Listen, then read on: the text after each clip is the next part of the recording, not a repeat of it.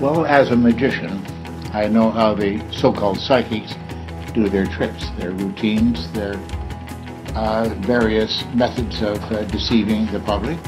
And that expertise led to questions from people very frequently following performances. They'd come over and say, but the fellow who's on television right now, certainly he wouldn't be a fake, would he?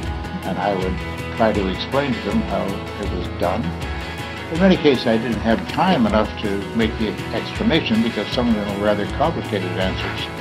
But it got me interested in the fact that it's becoming evident that people were honestly fooled by these things, and I thought something should be done about it.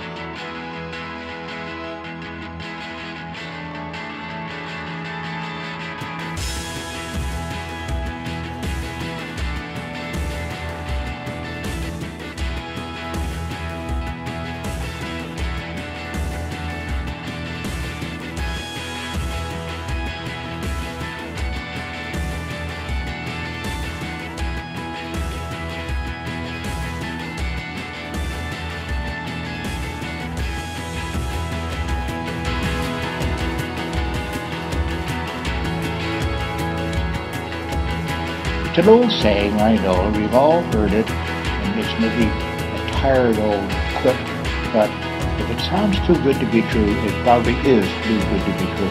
That's something that I've gone with ever since I was a kid, and I think we should all heed that old saying. When you're promised something for very little, or apparently for very little, and it seems just too good to be true and so beneficial to you, It's going to bring you money, happiness, peace, and serenity. I think there's a term that applies to that, and it's spelled with a B and an S.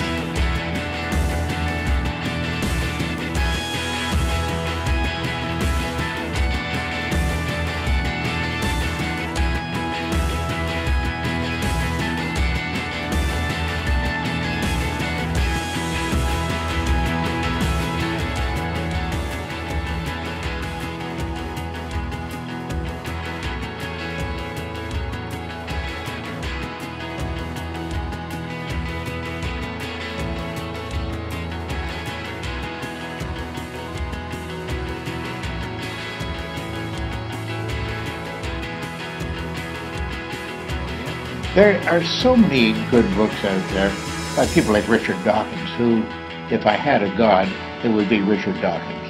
I think he's a little embarrassed by hearing me say that, but we've had a good long-term relationship, the two of us, and I think that there are other writers out there as well.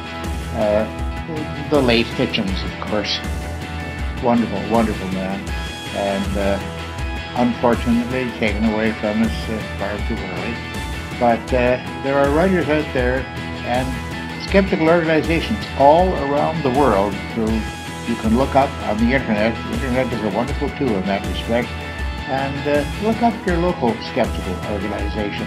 Find out what they're all about and attend a meeting.